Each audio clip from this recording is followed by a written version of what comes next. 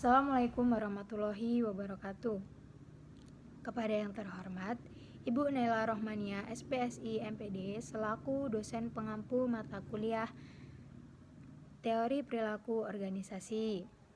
Di sini saya akan membahas teori organisasi. Sebelumnya, perkenalkan nama saya Atika Nurmafiroh, NIM 2020110005.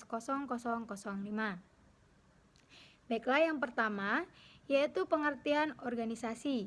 Organisasi adalah kesatuan sosial yang dibentuk lewat munculnya sekelompok individu dengan interaksi antara satu individu dengan yang lainnya. Kemudian, membentuk pola secara terstruktur dan setiap anggota yang terdapat di dalamnya memiliki tugas serta fungsi masing-masing, hingga menjadi kesatuan dengan tujuan tertentu. Selanjutnya, di sini saya juga membahas pengertian teori organisasi. Teori organisasi adalah teori yang dipakai dalam mempelajari proses kerjasama antar individu, hakikat organisasi dalam mencapai tujuan, hingga berbagai cara yang dipakai dengan menggunakan teori untuk bisa menjelaskan bentuk tingkah laku seperti seorang individu dalam melaksanakan proses kerjasama dalam sebuah organisasi. Selanjutnya, di sini ada beberapa teori dibagi menjadi 5. Yang pertama yaitu teori manajemen ilmiah atau klasik. Yang kedua, teori hubungan antar manusia. Yang ketiga, teori aliran kuantitatif. Yang keempat, teori birokrasi. Yang terakhir yaitu teori administrasi.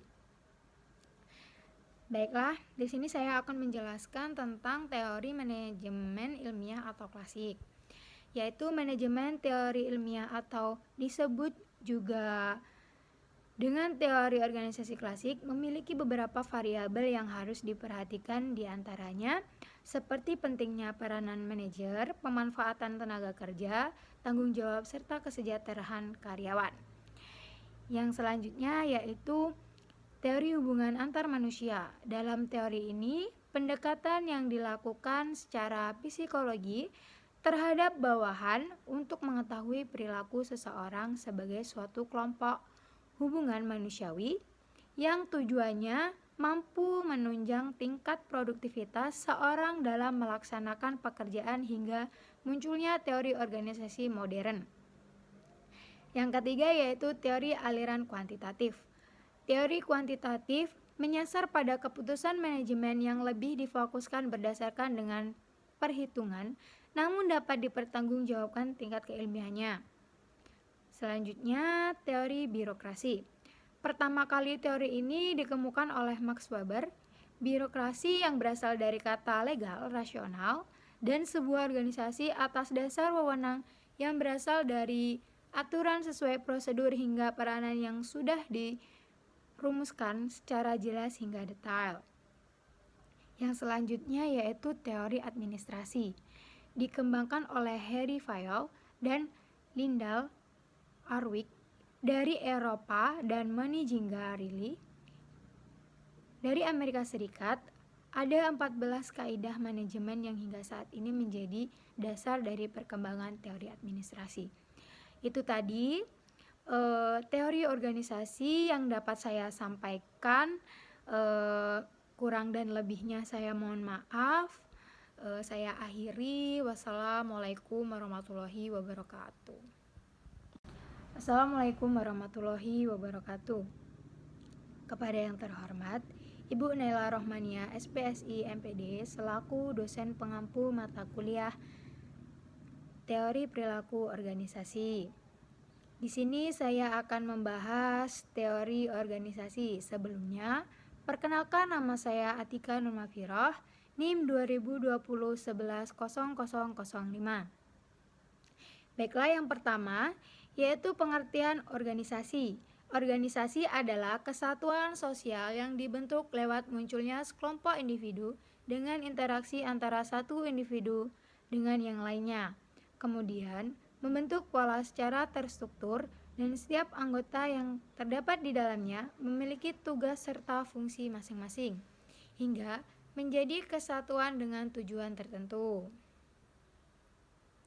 Selanjutnya, Di sini saya juga membahas pengertian teori organisasi.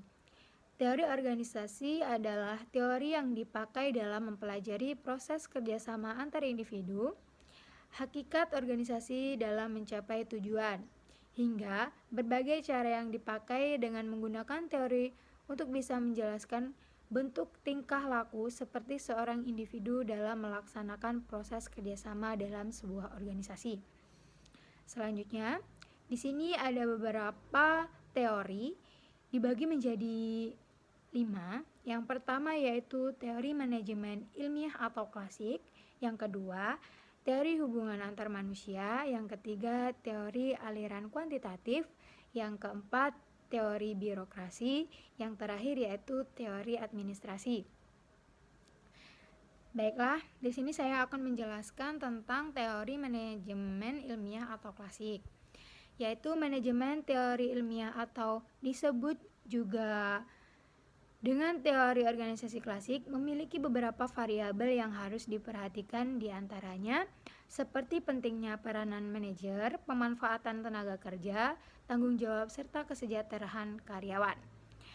Yang selanjutnya yaitu teori hubungan antar manusia. Dalam teori ini, pendekatan yang dilakukan secara psikologi terhadap bawahan untuk mengetahui perilaku seseorang sebagai suatu kelompok hubungan manusiawi yang tujuannya mampu menunjang tingkat produktivitas seorang dalam melaksanakan pekerjaan hingga munculnya teori organisasi modern. Yang ketiga yaitu teori aliran kuantitatif. Teori kuantitatif menyasar pada keputusan manajemen yang lebih difokuskan berdasarkan dengan perhitungan, namun dapat dipertanggungjawabkan tingkat keilmiahannya. Selanjutnya, teori birokrasi. Pertama kali teori ini dikemukakan oleh Max Weber. Birokrasi yang berasal dari kata legal, rasional, dan sebuah organisasi atas dasar wewenang yang berasal dari aturan sesuai prosedur hingga peranan yang sudah dirumuskan secara jelas hingga detail.